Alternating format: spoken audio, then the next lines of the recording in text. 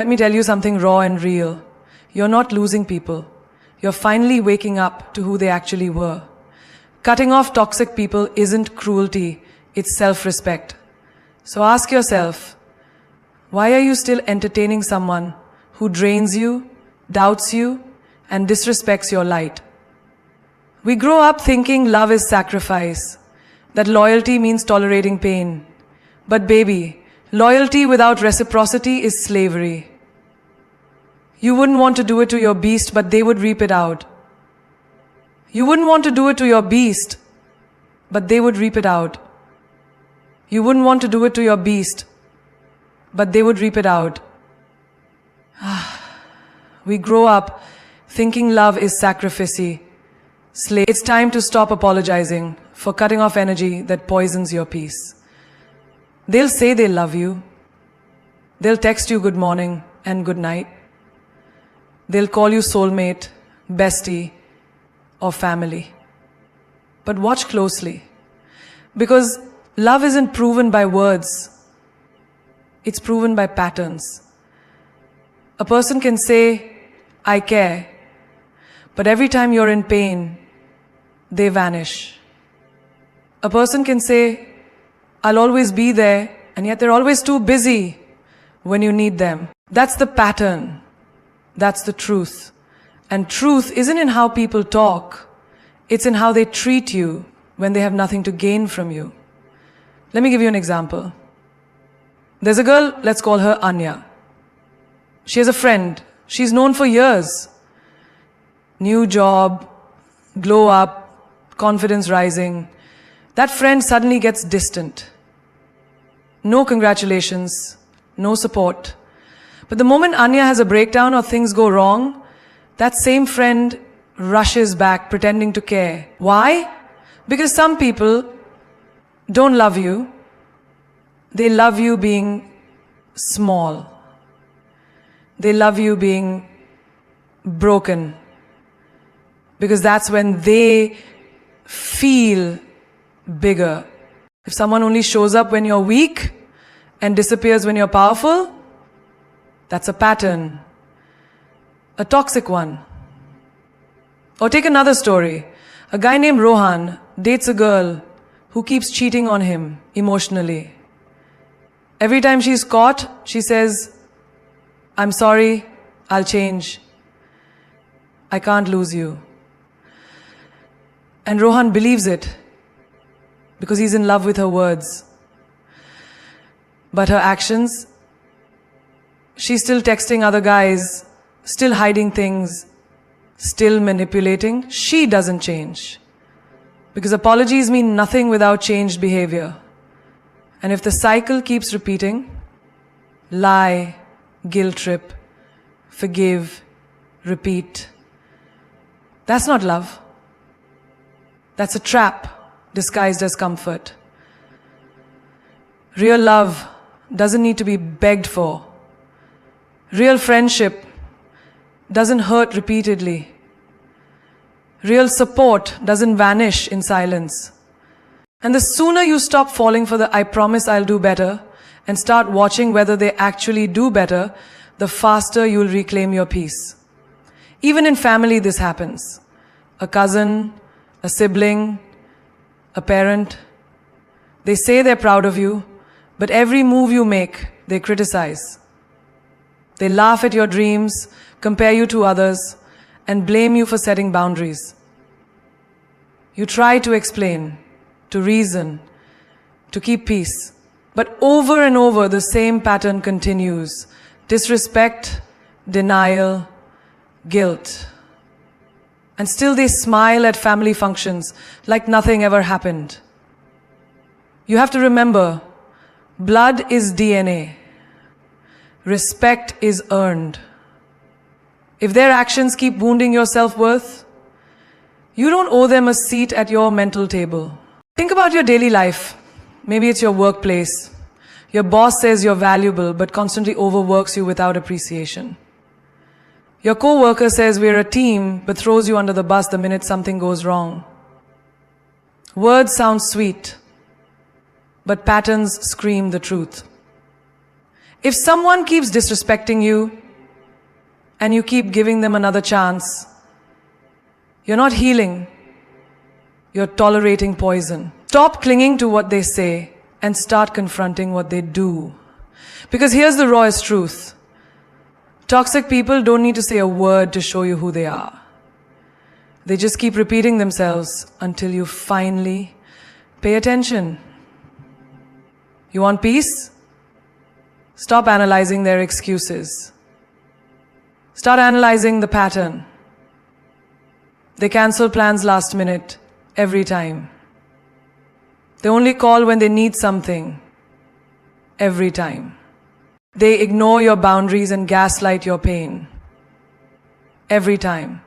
That's not coincidence, that's character. Patterns are the universe's way of whispering, this is not for you.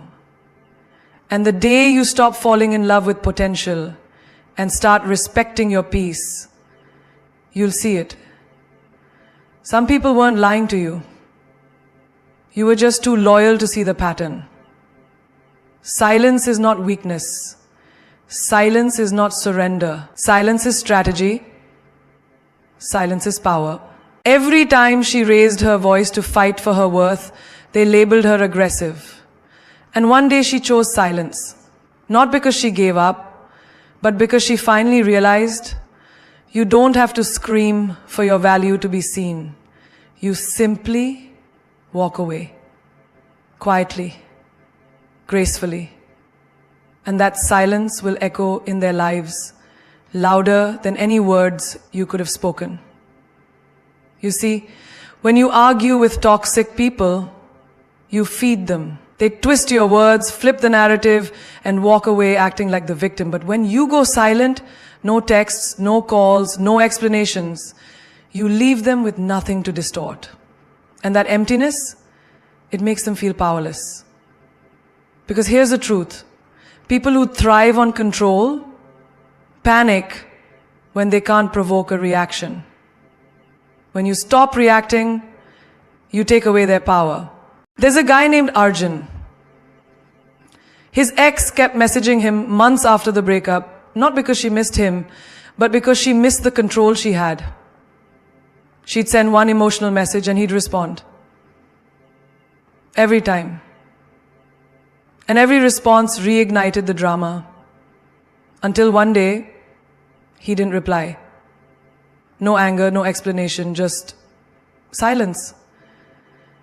And that silence said everything. You no longer have access to me. Your chaos is no longer welcome here. That's power. That's healing. Even in friendships, silence can set the tone. Tanya had a friend who constantly made backhanded compliments. You look great, for once. Your promotion must be luck. It was never direct hate, just enough to sting. And every time Tanya called it out, the friend gaslighted her. Relax, it was just a joke. So Tanya stopped arguing. She didn't announce the fallout. She just stopped showing up. Stopped replying. Stopped giving energy to someone who masked envy as humor. Silence was her closure. And that decision restored her confidence more than any confrontation could.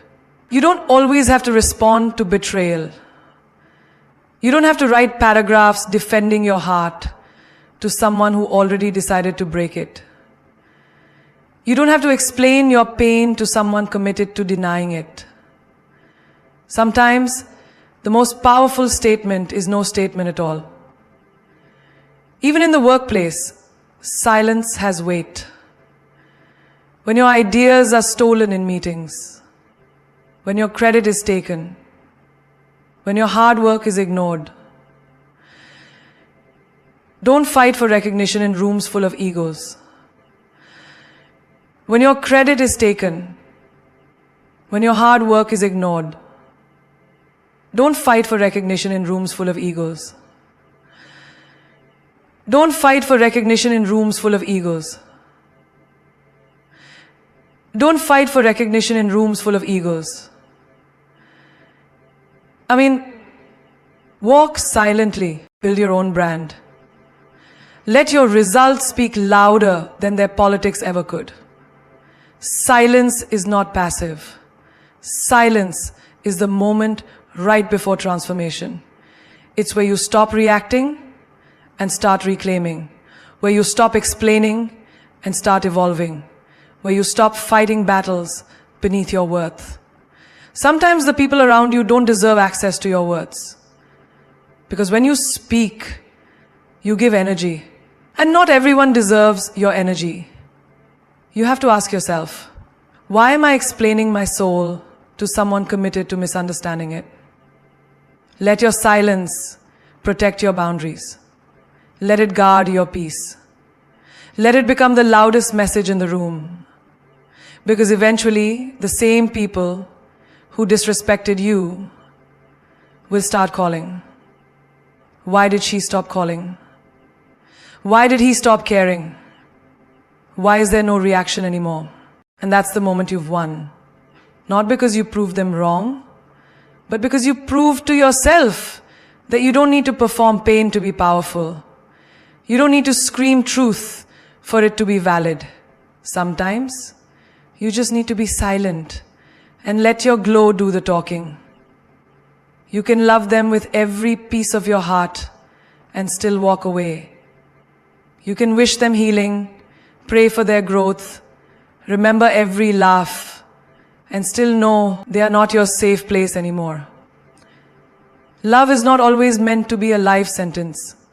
Sometimes it's a lesson, a chapter, a mirror. There's a woman named Ishita. She loved her partner for 5 long years. They built dreams together, had inside jokes, and made memories that felt like home. But over time, the love began to feel one-sided. She kept showing up while he kept checking out. She begged for communication. He gave silence. She asked for effort. He offered excuses. And one night, sitting alone in a house filled with memories and hollow conversations, she realized something powerful. I am breaking myself to keep us whole. And love should not cost me my soul. So she packed her bags, not because she started loving him, but because she finally started loving herself more. People think if you leave, you never truly loved. That's a lie. You can love someone deeply and still choose distance over disrespect. You can love someone and still say, this is not how I deserve to be treated. That's not betrayal. That's self-respect. Take another story, a guy named Neil. He grew up with a father who called him weak for expressing emotion.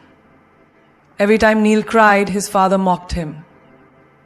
Every time Neil shared a dream, his father crushed it with reality checks. Still, Neil loved him. He didn't hate his father. He didn't seek revenge. He just stopped seeking validation from someone committed to misunderstanding him. He left. Emotionally, mentally, and eventually, physically. Not out of anger, but out of survival. Loving someone doesn't mean allowing them to destroy your peace. It doesn't mean accepting breadcrumb affection, gaslighting, manipulation, or cycles that never change. You can forgive them and still decide not to call them back. You can miss them and still never return. Because missing someone is a feeling, but going back to pain is a choice. Even in friendships, the ones you've had since school, since college. Some friends don't grow with you. They start resenting your elevation. They gossip behind your back. They use humor to humiliate you. And when you confront them, they say, relax, you're being dramatic. But every time you leave a hangout, your energy feels drained, your confidence shaken. And then it hits you. I'm not the same person anymore. And that's okay. You can love the memories, be grateful for the past, and still close the chapter. You don't owe people forever access to you just because they once had it. The boldest act of self-love is knowing when to let go. Not because you stopped loving them, but because you finally started loving yourself in a way they never could. You don't need to prove your loyalty by staying in places that make you feel small. You don't have to break your own heart just to keep someone else from feeling pain. Some people are only meant to be part of your journey, not your destination. They were there to teach you strength, boundaries, clarity, not to be your forever. And you know what's beautiful? Walking away with grace, just silent strength and a heart that says, I love you, but I love me more now. That's not selfish, that's sacred. That's when healing begins. When you stop trying to fix what keeps breaking you and start choosing peace over chaos. You can still cherish the love and accept that it's not enough. Because sometimes the bravest thing you'll ever do is love someone and still. Setting boundaries is an art, a declaration of self-worth that says, I deserve respect, but I will not build walls of bitterness. Too often people confuse boundaries with walls. Walls that trap, isolate, and imprison the heart. But a true queen sets boundaries, not walls. Boundaries are the elegant gates that protect her kingdom, not the harsh barriers that shut others out in fear. Imagine a woman named Nisha. She grew up in a family where saying no was seen as rude. She was taught to please everyone, to be the ever-smiling peacekeeper, the silent fixer. But over time, the constant giving without receiving drained her soul.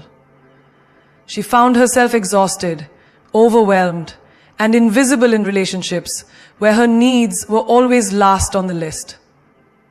One day, tired and broken, she decided to change the narrative.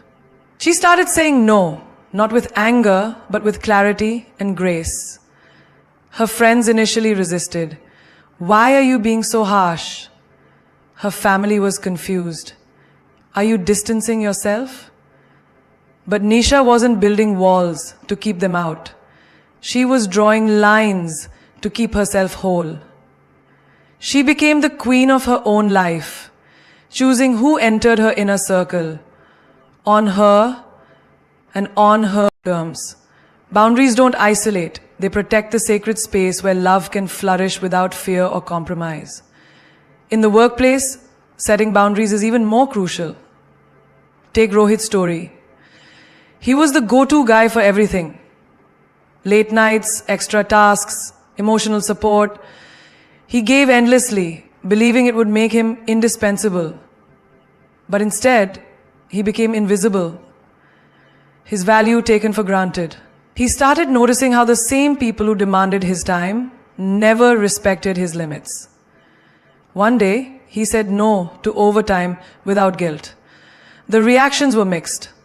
Some tried to guilt trip him, others respected his stand. What changed? Rohit wasn't walling off his colleagues. He was drawing clear boundaries, so his energy remained sacred. He reclaimed his time, his peace, and his power. Setting boundaries isn't about pushing people away. It's about saying, I am enough, and so is my peace. Even in family dynamics, boundaries are revolutionary. Take Anjali's experience with a toxic sibling who constantly crossed lines, invading privacy, stirring drama, manipulating emotions. Anjali loved her sibling, but she refused to be a punching bag for their insecurities. Instead of shutting down or building cold walls, she communicated firmly, I will not tolerate disrespect. Her sibling resisted at first, but the boundary held. Anjali didn't close her heart. She opened it to respect, dignity, and healthier connection. This is what a queen does. She protects her peace without burning bridges. Boundaries are also a gift you give yourself to grow. When you say no to what drains you, you say yes to your dreams, your healing, your happiness.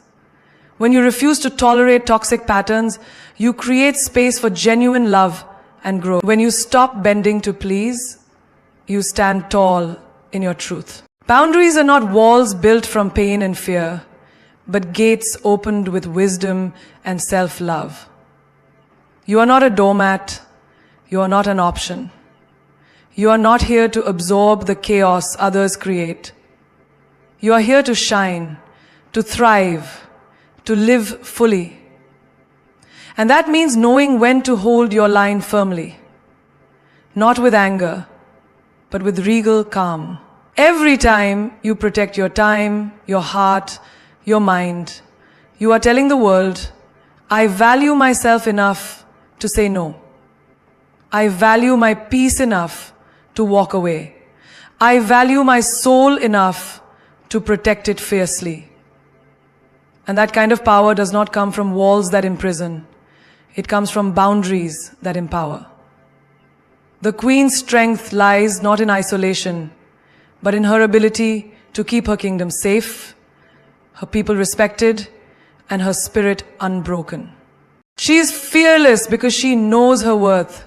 She is compassionate because she knows pain, but chooses love over bitterness. She is unstoppable because she sets boundaries that say, this far, no further. And in that, she creates a life of freedom, respect, and joy that no toxicity can touch. Stop explaining your worth to people who have already decided to misunderstand you.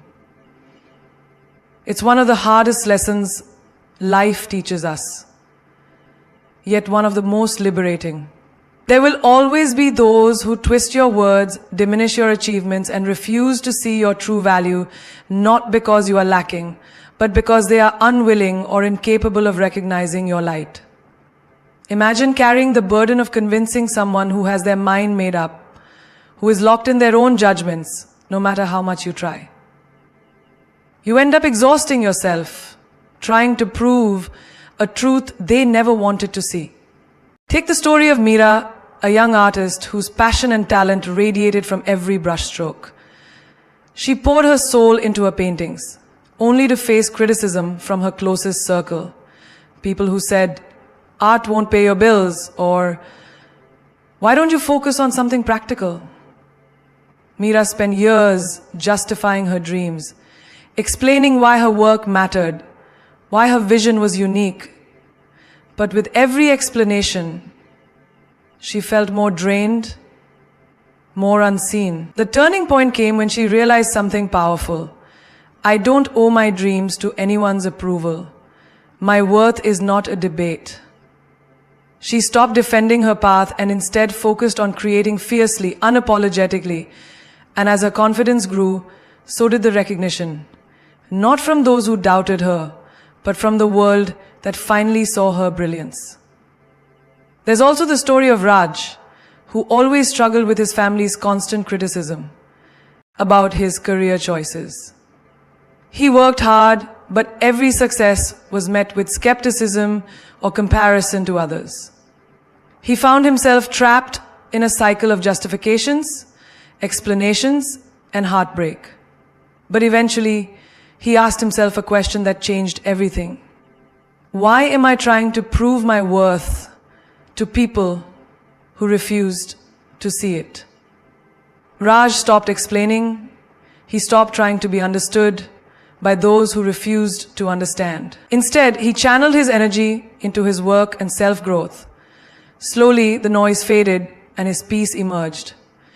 His worth was never less because they couldn't see it.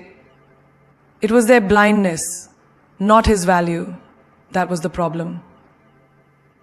In friendships, this lesson is just as vital. Consider Sanya, who was always the one to explain her feelings, her boundaries, and her choices, to a friend who dismissed her as too sensitive or overreacting. Sanya said yoga was her savior's journey instead of her journey. What's more true, the noise silenced her out instead of her journey celebrated. Instead of her journey celebrated, or as it should be, whatsoever is worth safer than gold. Let me tell you a story. Here we go. Monsieur Sanya tried to clarify to mend misunderstandings, but every effort felt like a one-sided conversation. One day she realized that no matter how many times she explained, some people choose to misunderstand. She decided to stop explaining, not out of anger, but out of self-respect. She preserved her energy, kept her peace, and invested in friendships that saw her fully without needing explanations. You can be the most brilliant, kind, generous, and talented person, but not everyone will recognize that, and that's okay. Your worth isn't measured by someone else's limited perspective. When you stop trying to prove yourself to those committed to misunderstanding, you reclaim your power. You stop shrinking, bending, or breaking to fit into a mold that was never made for you. Imagine carrying a treasure chest full of diamonds, but some people only see the dirt on the outside. You can polish yourself endlessly, but if they refuse to look beyond the surface, their misunderstanding is not your problem. Your diamonds don't lose their sparkle because they remain unseen. Sometimes, the most courageous act is to say, I will not explain myself to anyone who has chosen to misunderstand me. My worth stands on its own. This doesn't mean you close your heart or stop communicating. It means you choose wisely where to invest your energy. It means you stop battling shadows and start walking in the light of your truth. In the end, you are not here to convince the world. You are here to live your truth boldly, unapologetically, and fully. Those who truly matter will see your worth without needing endless explanations. Those who don't, well, their blindness has no power over your light.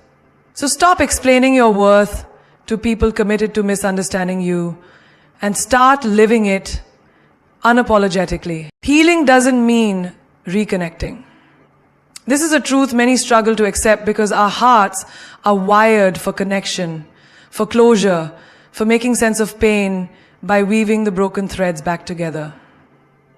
But healing is not about opening old wounds to stitch up what was torn. Healing is about reclaiming your peace, your power, and your self-worth without feeling the need to invite the past back into your present. It is the brave act of walking away, not just physically, but emotionally and spiritually, and choosing yourself over the pain that once defined you. Consider Aisha's story. She carried the weight of a friendship that once meant the world, but ended in betrayal. For years, she clung to the hope of reconciliation, telling herself that if only they could talk, understand, or apologize, the hurt would fade. She reached out time and again, only to be met with silence or indifference. The moment she realized that healing didn't mean reconnecting, everything shifted. She learned that her heart's peace was not dependent on their presence. She stopped seeking closure from someone who never intended to offer it and began creating closure within herself. Aisha found freedom not in reconnecting but in releasing, in loving herself enough to let go. In family relationships, this lesson hits hard.